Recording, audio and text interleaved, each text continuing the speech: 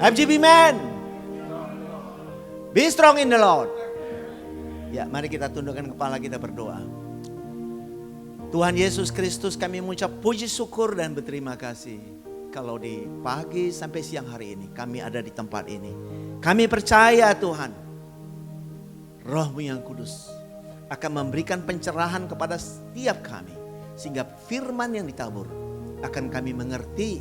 Setelah itu kami berbuah 100 kali lipat, 60 dan 30. Terima kasih, terpuji nama-Mu hanya di dalam nama Yesus. Bagi kita yang siap mendengarkan kebenaran firman Tuhan, mari sama-sama kita katakan amen, amen. Ya, terima kasih, tadi ada kesaksian yang luar biasa dan pujian yang luar biasa. Ya, semuanya luar biasa. Ya, hari-hari ini ya kita bisa katakan baik di Indonesia maupun di berbagai tempat, begitu banyak gejolak-gejolak yang terjadi. Tadi juga ada dikatakan Pak Yusuf ya, Pak apa tadi Pak namanya? Manuhulu ya, lagi ditangkap ya sama ini kepolisian. Gara-gara apa? Dia punya satu di Facebook, satu mimbar di Facebook, di banyak orang kesaksian dan ternyata banyak orang nggak kesenang, mungkin lapor ke polisi. Kemungkinan itu. Ya, kita berdoa untuk Indonesia sehingga keadilan bisa terjadi ya.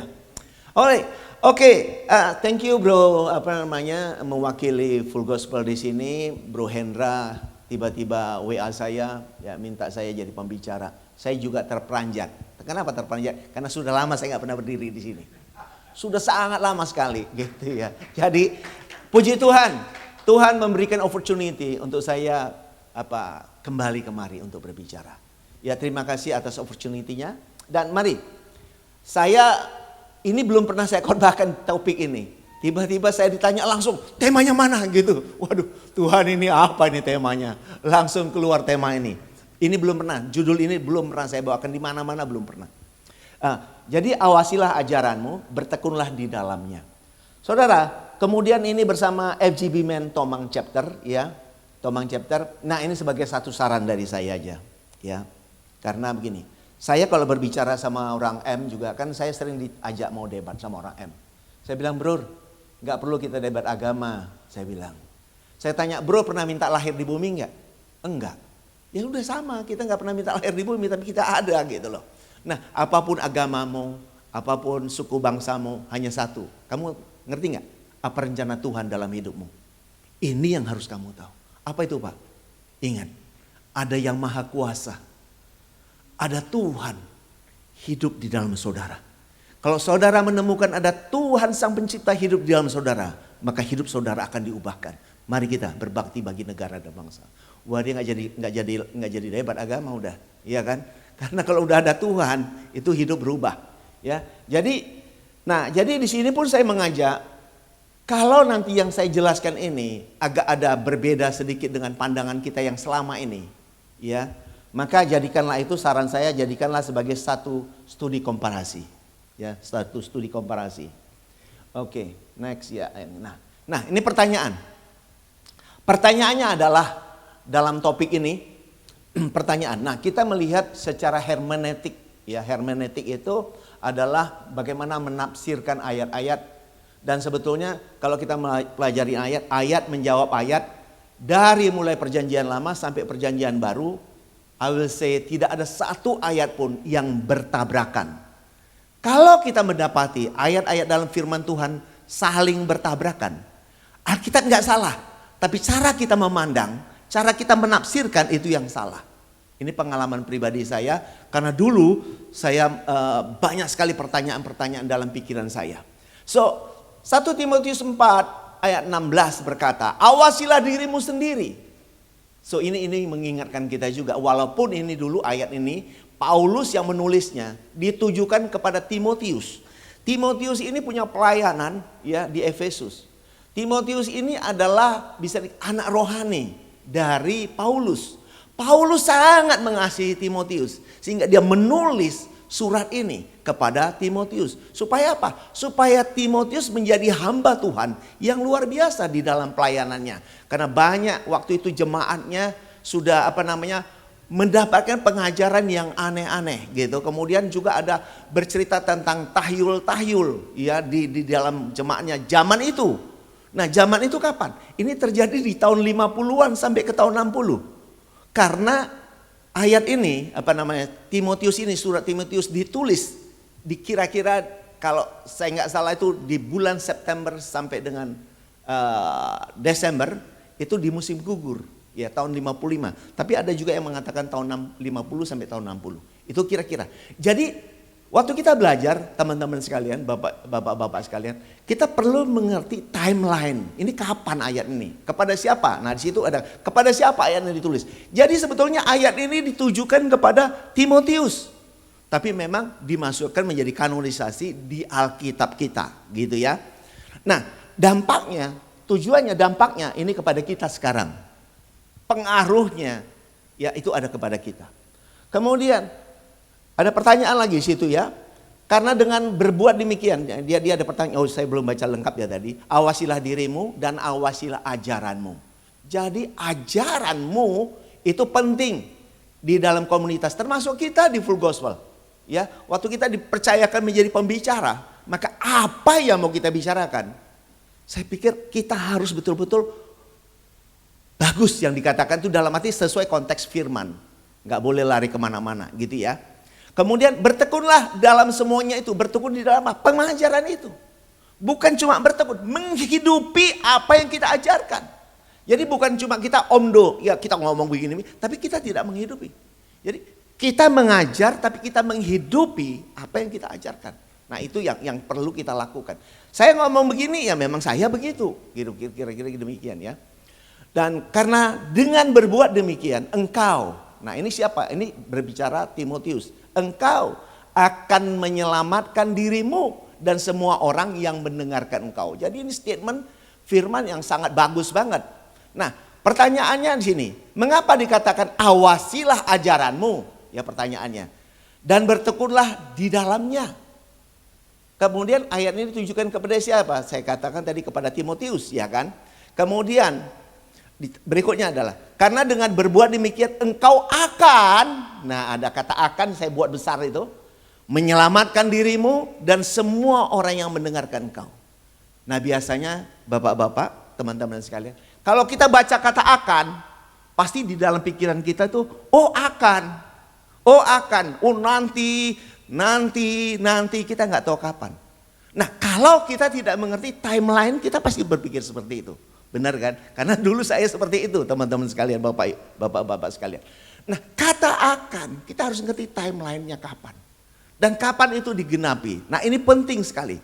Kalau kita tidak mengerti, maka kita akan hidup di dalam berimajinasi, bermimpi, berangan-angan, berhalusinasi, itu belum terjadi. Nah penting kita dengan jujur dan tulus ya.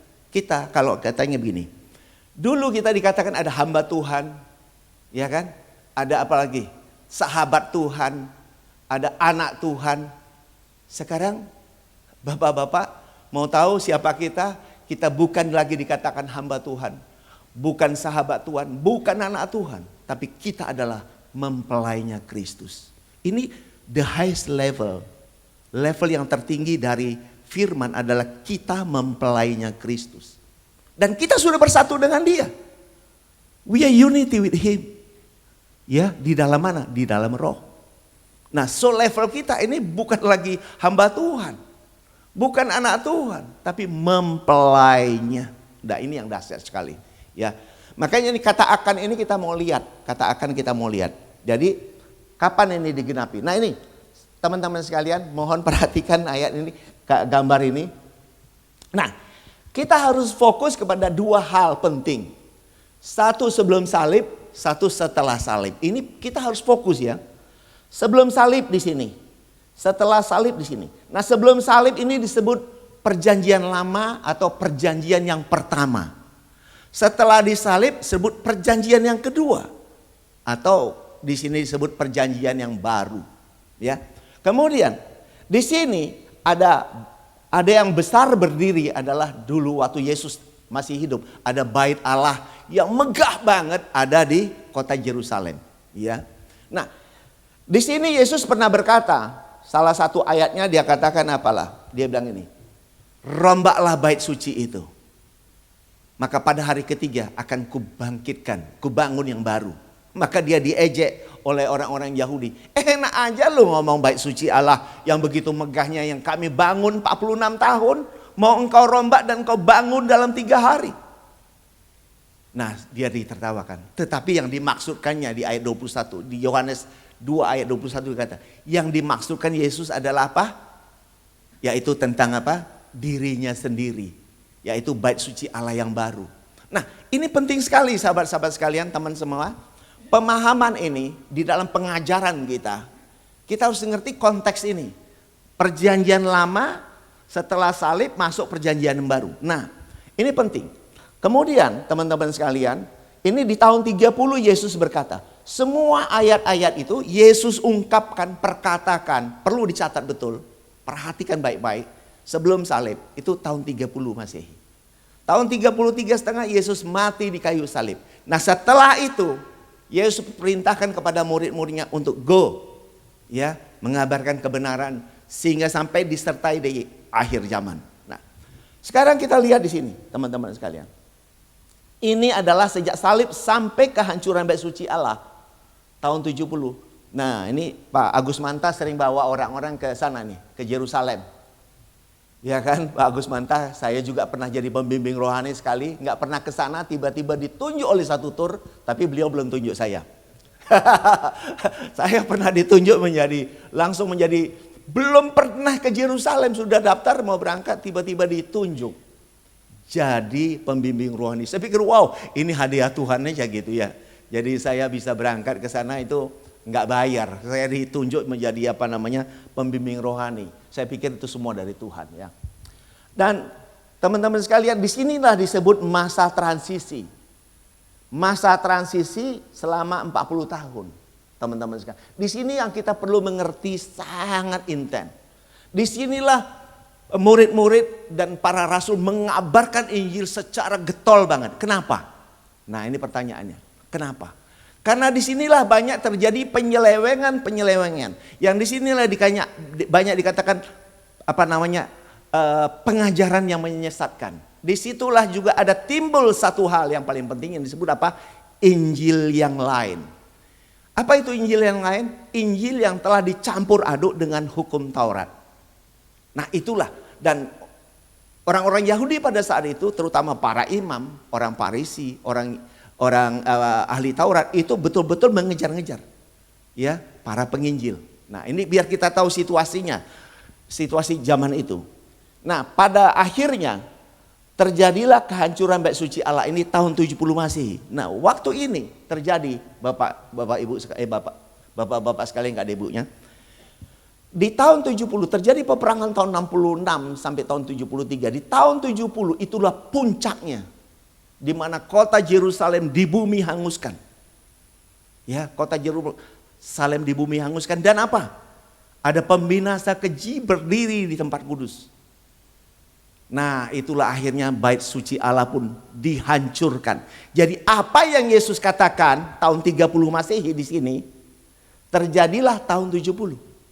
Maka di Matius 24 ayat 34 Yesus berkata, "Aku berkata kepadamu, sebelum angkatan ini berlalu, kesudahannya terjadi." Apa kesudahannya terjadi? Kehancuran bait suci Allah. Karena Matius 24 itu berbicara apa? Khotbah akhir zaman, runtuhnya bait suci Allah. Jadi apa itu khotbah akhir zaman? Apa itu akhir zaman? Ya runtuhnya bait suci Allah.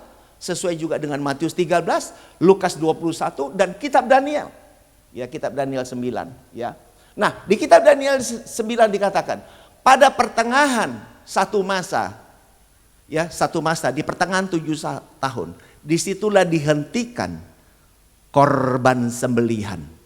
Nah disitulah ini acara yang paling penting, ini pengajaran yang paling penting dalam arti apa? Karena Yesus sudah mati di kayu salib, teman-teman sekalian. Tetapi sepanjang ini, tahun ini, 40 tahun ini, bangsa Yahudi mengkhianati Kristus. Di mana mereka tidak percaya kepada salib Kristus telah menembus dosa-dosa dunia. Mereka masih setiap tahun apa? Potong binatang, persembahkan di bait suci. Setiap tahun potong binatang, persembahkan di bait suci. Nah inilah yang di kitab Daniel 9 ayat 27 dikatakan, dihentikan di pertengahan satu masa. Jadi digenapi, kitab Daniel digenapi di tahun 70 Masehi. Maka berhentilah korban sembelihan di sini. Inilah dikatakan akhir zaman. Akhir dari zaman apa? Zaman penyembelihan korban binatang nggak boleh ada lagi. Karena Yesus sudah mati di kayu salib.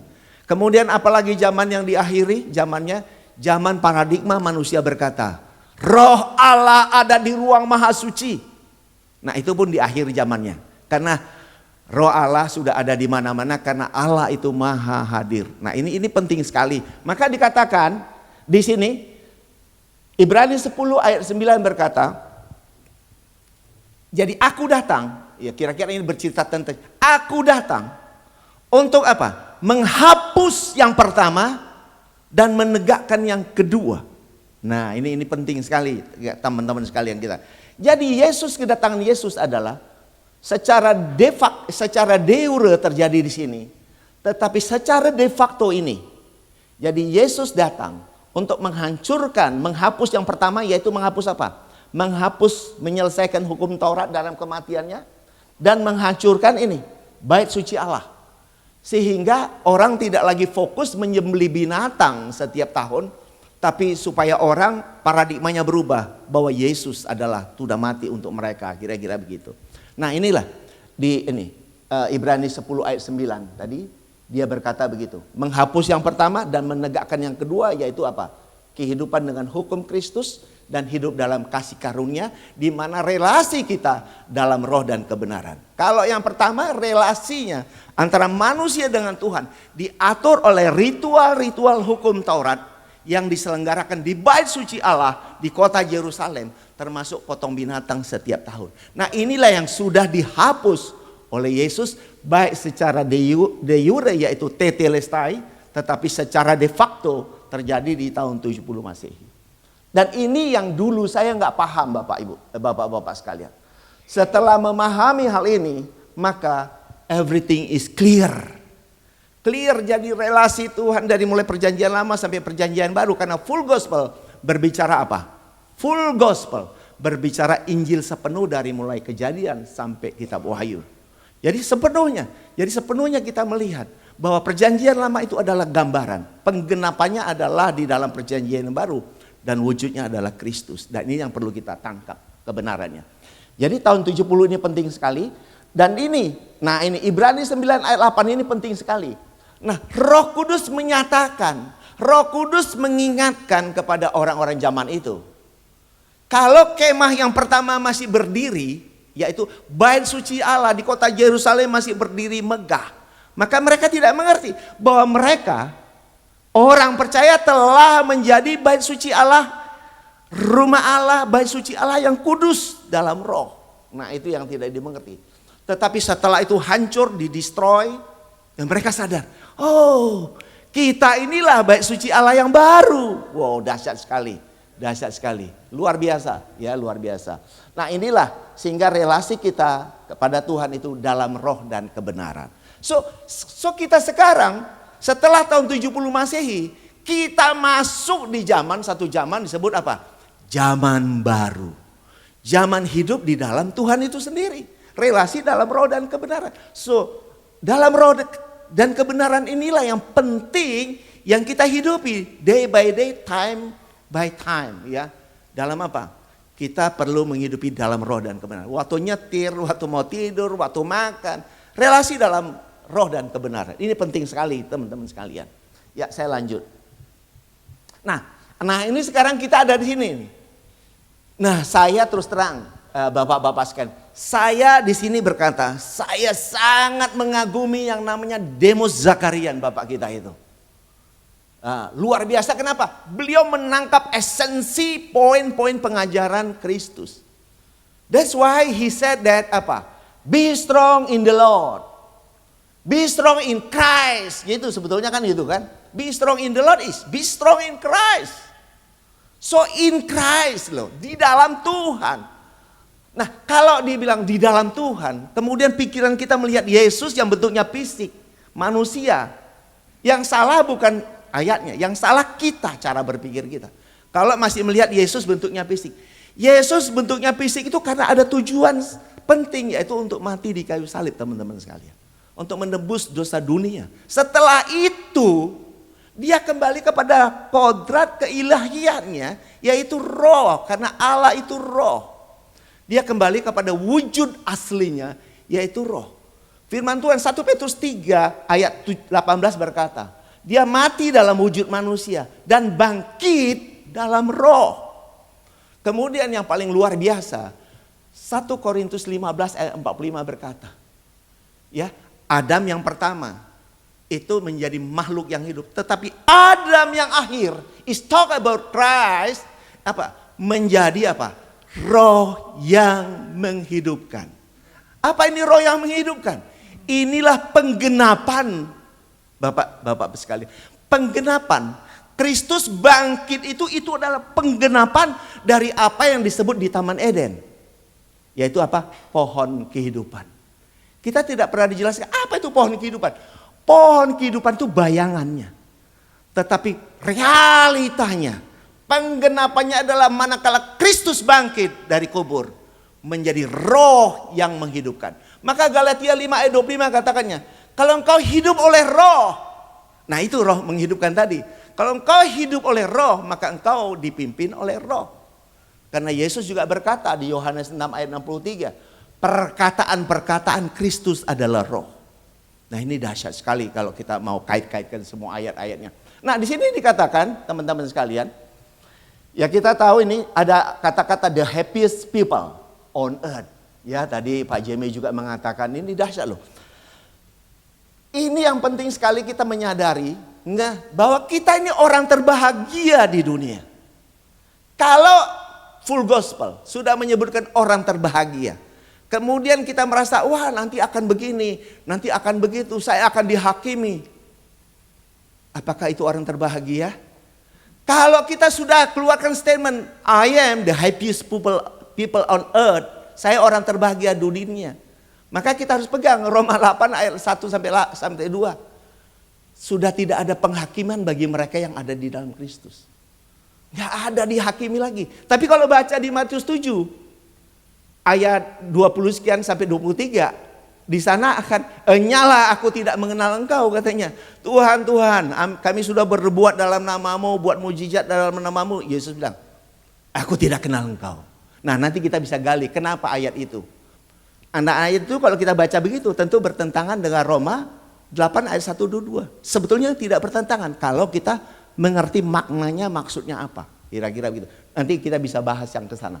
Nah di sini Demos Zakarian berkata, dengan dasar full gospel, perjanjian lama, perjanjian baru, maka nih FGB Man, LOF ada hadir untuk mengingatkan dan mengajak semua orang yang letih lesu melalui kesaksian hidup kita semua ya kepada orang lain, dan juga mementoring kepada mereka sehingga mereka menyadari apa yang telah terjadi. Dan pada gilirannya mereka pun bisa tersadarkan. Tadi Pak Hendra katakan, Bro Hendra kata ngeh. Itu penting kata ngeh, tersadarkan ya. Ngeh, tersadarkan, dan siapa identitas. Ini penting. Kadang-kadang kita lupa identitas kita di dalam Tuhan. Bahwa kita telah menjadi manusia baru, manusia spiritual, manusia ilahi yang segambar dan serupa dengan Kristus. Segambar dan serupa dengan Kristus bukan bentuk fisik.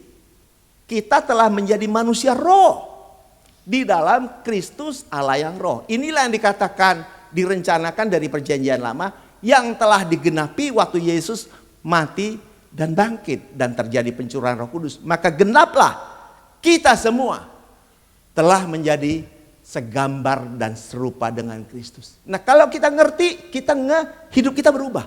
Tapi kalau nggak ngerti, kita masih jatuh di sana, jatuh di sini, jatuh di sana. Tapi waktu kita kita luar biasa. Jadi ini penting kesadaran bahwa kita telah menjadi segambar dan serupa dengan Kristus. Kristus adalah Allah yang roh. Kita telah menjadi manusia roh, hidup di dalam Dia. Nah sehingga maka sinkron lah relasi kita dia dalam roh dan kebenaran. Jadi semuanya nyambung banget gitu ya. Nggak ada yang nggak nyambung. Nah ini penting sekali. Yang tadi saya sudah jelaskan roh yang menghidupkan ya. Oke saya lanjut. Nah esensi pengajaran kita sehingga apa? Nah ini penting sekali. Di 2 Korintus 4 ayat 18. Paulus mengingatkan. Di dalam kehidupan kita di hari zaman waktu itu. Karena Paulus ini meninggal di tahun 67 teman-teman sekalian. Dia memberitakan itu, dia belajar dulu setelah salib dia belajar ya. Dia diajar oleh Tuhan sendiri, Tuhan ketemu dengan dia dalam bentuk cahaya, dia diajar ya. Dan apa teman-teman sekalian, dia berkata apa?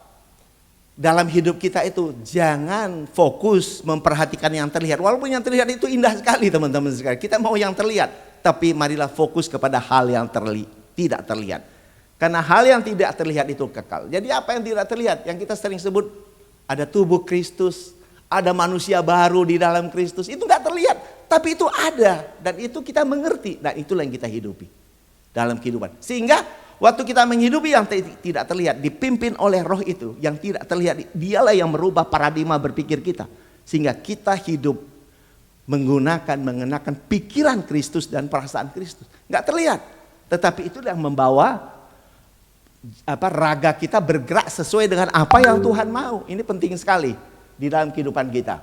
Nah, full gospel ya, di mana wujudnya ya dari perjanjian lama bayang-bayang digenapi di perjanjian baru, wujudnya adalah Kristus. Nah, kalau dibilang wujudnya Kristus, jangan kita melihat Kristus yang berjenggot, Kristus yang berjalan di atas air. Itu adalah pemahaman mengenal Kristus yang disalib, yang berjenggot jalan di atas air, menyembuhkan banyak orang. Itu proses pengenalan kita akan luar biasanya kasih Allah. Tetapi kita fokus kepada Kristus, Allah yang roh itu, yang maha hadir, omnipresent, ada di mana-mana. Kemudian di sini dikatakan apa? Ya, dengan pengertian yang benar ya, pengertian benar demi apa? Memberitakan kemurnian Injil Kristus. Nah, kenapa pentingnya memberitakan kemurnian Injil Kristus? Supaya kita tidak bercampur aduk dengan hukum Taurat. Hukum Taurat sudah digenapi di dalam kematian Kristus. Kristuslah penggenapan hukum Taurat itu sendiri. So kita harus murni hidup di dalam apa? Di dalam Injil Kristus itu. Nah ini penting sekali karena dikatakan kalau engkau mengharapkan kebenaran dari hukum Taurat, kita lepas dari Kristus. Ya lepas dari Kristus. Jadi Kristus ini adalah apa? Dialah sebagai kepala dan kita tubuhnya. Kita mempelainya, ini penting sekali. Yang telah menyatu unity dengan dia. Nah 1 Korintus 6 ayat 17 katakan, tetapi, ada kata tetapi teman-teman sekali. Tetapi siapa yang mengikatkan dirinya pada Tuhan, menjadi satu roh dengan dia. Kenapa pakai kata tetapi?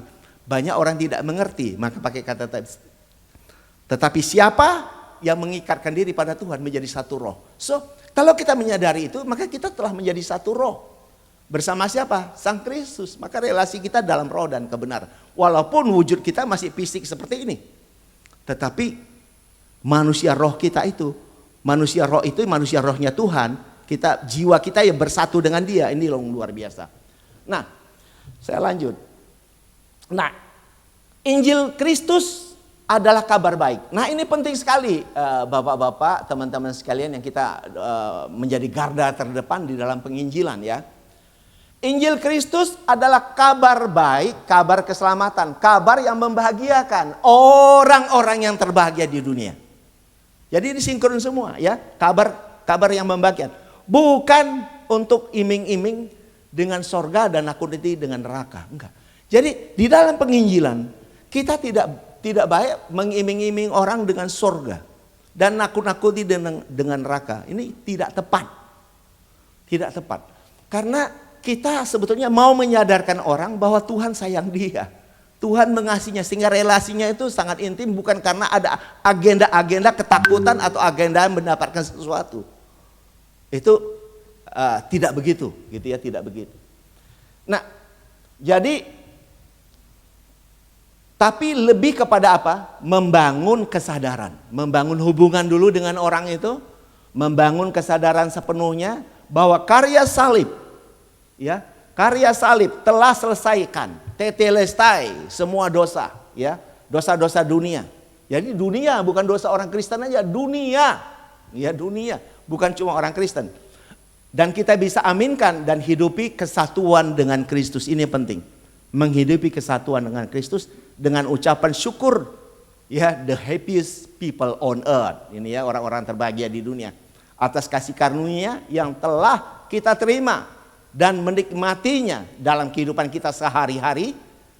Di mana kita menjadi kesaksian di marketplace dengan penuh semangat untuk menyiapkan generasi ke generasi. Ini penting sekali. Nah kemudian, nah ini penting juga Bapak-bapak. Nah ini penggenapan oleh Kristus. Semuanya oleh Kristus. Ini ayat ini tolong bisa dibaca bagus, baik-baik. Ini penting sekali. Mari sama-sama kita baca ayat 6. 1, 2, 3. Efesus 2 ayat 6. 1, 2, 3. Nah. Ya. Nah bahasa Inggrisnya tolong dibaca bahasa Inggrisnya. And he raised us up with him and seated us with him in mana? In heavenly realm in Christ Jesus. Jadi di sini bilang sorga, tapi bahasa Inggrisnya kita telah dibangkitkan. Jadi kalau bilang, oh kita ini belum dibangkitkan, ya maka kita salah baca ayat. Kita ini telah dibangkitkan. Karena manusia lama kita telah berlalu. Kita telah menjadi manusia baru di dalam Dia. Jadi kita telah dibangkitkan bersama Dia. Dan kita didudukkan bersama Dia dalam apa? Realita sorgawi. Di mana Bapak-bapak? Di dalam Kristus. Jadi realita sorgawi itu ada di dalam Kristus. Nah ini penting sekali untuk kita tangkap. Kenapa? Karena ini. Nah ini yang penting karena kita tahu ini bilang. 1 Petrus 1 ayat 9 berkata. Karena kamu telah mencapai tujuan imanmu. Yaitu apa? Keselamatan jiwamu. Jadi jiwa kita yang connect. Jiwa kita yang nyambung dengan Tuhan. Bersatu di dalam Kristus. Yang roh. Di mana? Di heavenly realm in Christ Jesus. Nah ini dua luar biasa sekali ya. Jadi kita harus betul-betul mengawasi diri kita, mengawasi pengajaran kita, menghidupi pengajaran kita dalam hidup supaya apa? Supaya kita selamat dan orang yang kita ajar juga mendapatkan keselamatan. Nah ini penting. Nah kemudian yang C. Nah ini juga penting teman-teman sekalian. Yohanes 14 ayat 3. Dan apabila aku telah pergi ke situ. Nah ini biasanya orang bilang pergi ke surga, ke langit kan. Ini sebetulnya bapak-bapak nanti kalau di dalam ini pergi ke salib. Jadi aku pergi ke situ ke salib. Karena penyediaan tempat itu di salib. Tanpa salib kita nggak layak masuk kepada rumah Bapa yang banyak itu. Karena di rumah Bapa banyak tempat. Tanpa salib kita nggak bisa layak masuk. Karena siapa percaya kepada salib Kristus maka kita layak masuk di dalam kerajaannya. Jadi ke situ itu artinya ke salib. Kita bisa kupas lagi banyak ayat-ayatnya. Dan telah menyediakan tempat bagimu. Aku akan datang kembali kepadamu. Membawa kamu ke tempatku supaya di mana aku berada kamu pun berada. Nah bahasa Indonesianya ini apa? Ambiguity, susah dipahami. Tapi kita lihat bahasa Inggrisnya. Dia bilang gini. And if I go, artinya setelah aku disalib itu, and prepare a place for you, aku telah menyelesaikannya di salib, terus mati dikubur. Kemudian, I will come again. Tolong sama-sama kita baca. I will come again and receive you to myself.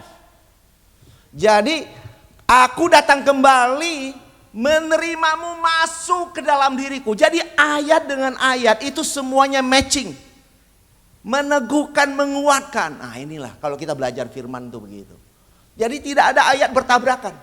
Tapi kalau kita bilang, oh surganya di sana, di langit ketiga, di sana begini. It's not matching. Karena yang diselamatkan jiwa. Bapak-bapak sekalian, saya pelayanan kepada orang muda, saya bertanya gini. Dek, saya mau tanya.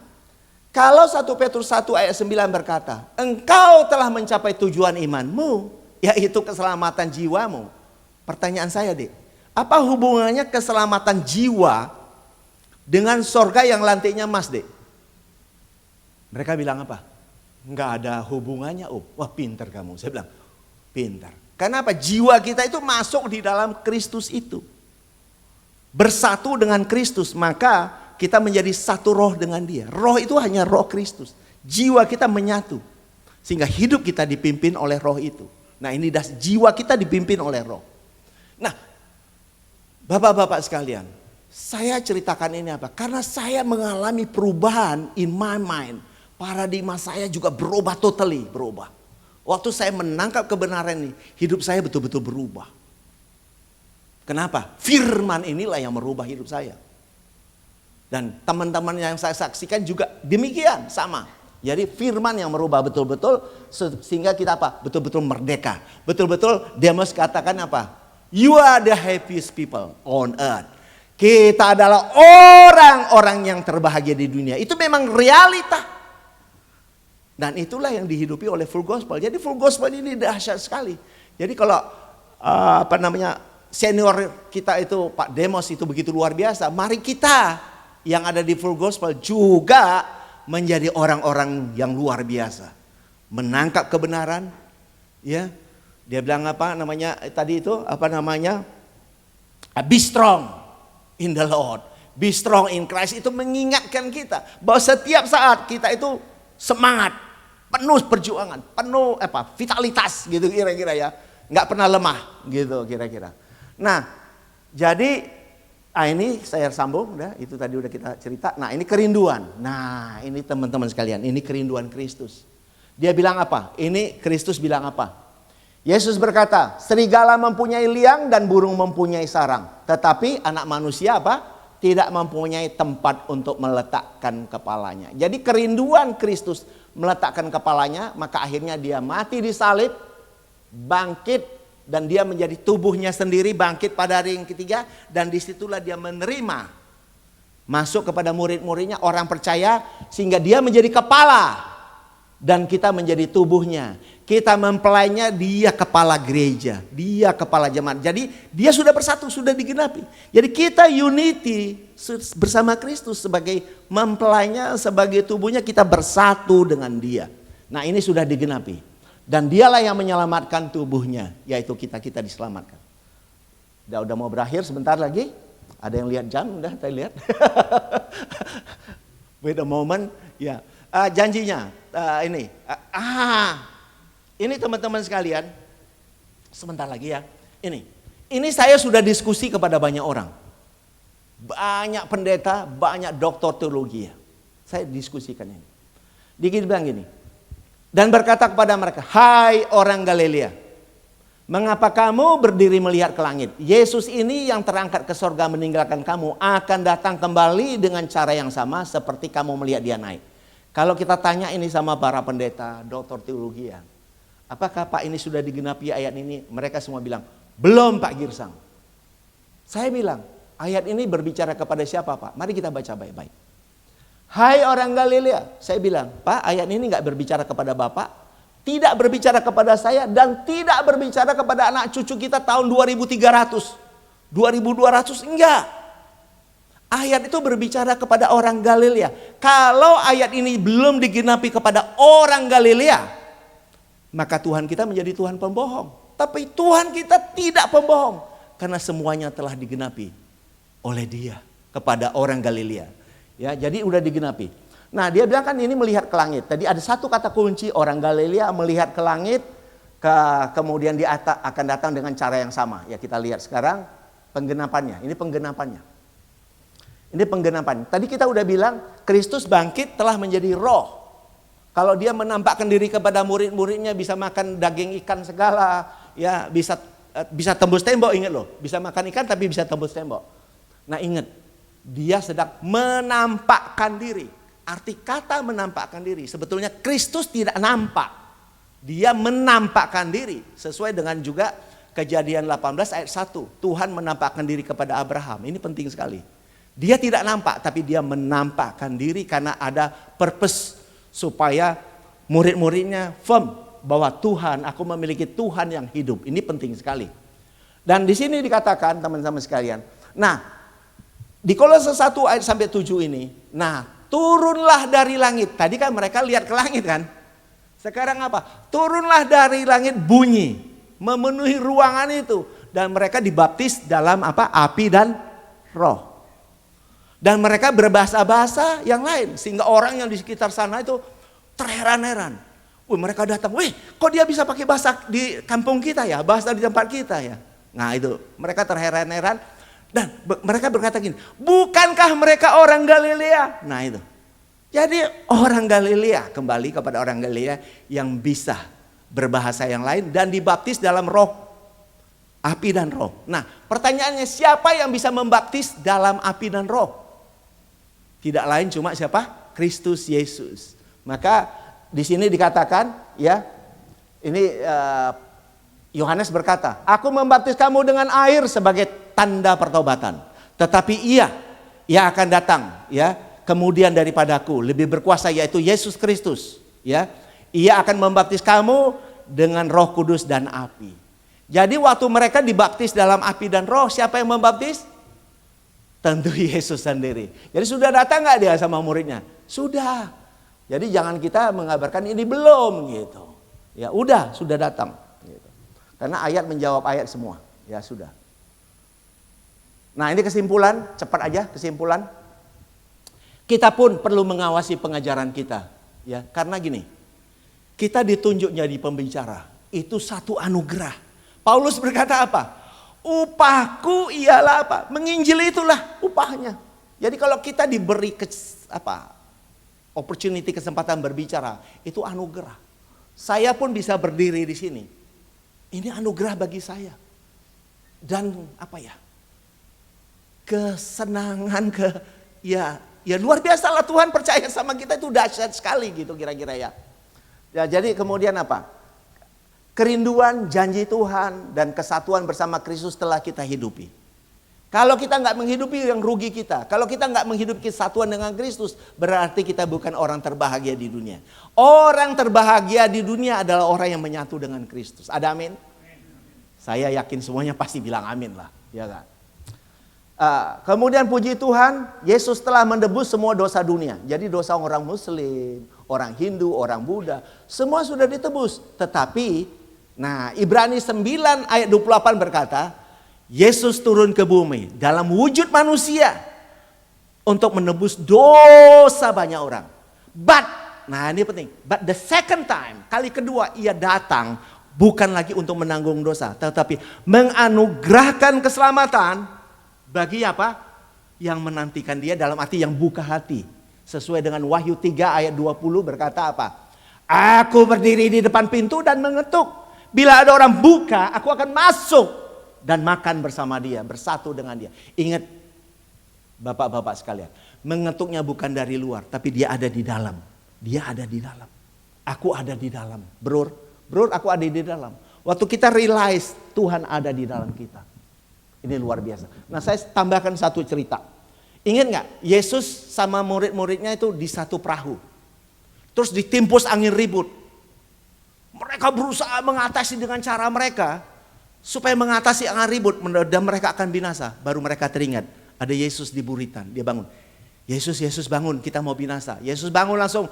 Angin ribut, berhenti. Gitu kira-kira. Nah di dalam kehidupan kita.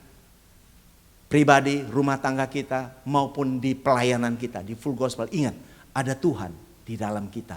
Ada Tuhan di tengah-tengah kita. Jangan abaikan dia, jangan kita merasa kita paling hebat bisa menyelesaikan segala masalah. Ingat, ada Tuhan di dalam kita, di tengah-tengah kita, di keluarga kita, di organisasi kita, di komunitas kita. Ada Tuhan bersama kita. Ini penting sekali. Kemudian, ya dia sudah menebus dosa dunia dan jiwa kita sudah selamat di dalam dia. Ya. Kemudian Kristus itu adalah Allah yang roh. Ya ini ayat-ayatnya banyak saya tadi sudah sebutkan.